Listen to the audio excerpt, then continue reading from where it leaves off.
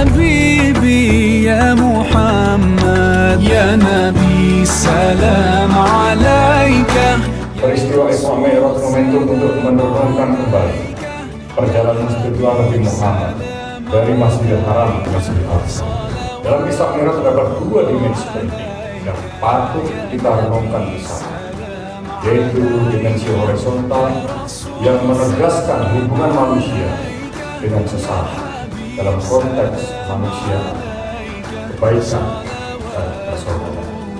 Puncak dari peristiwa ini adalah anugerah salat lima waktu yang dari tiang agama sebagai bukti nyata hubungan langsung antara hamba dan Tuhan.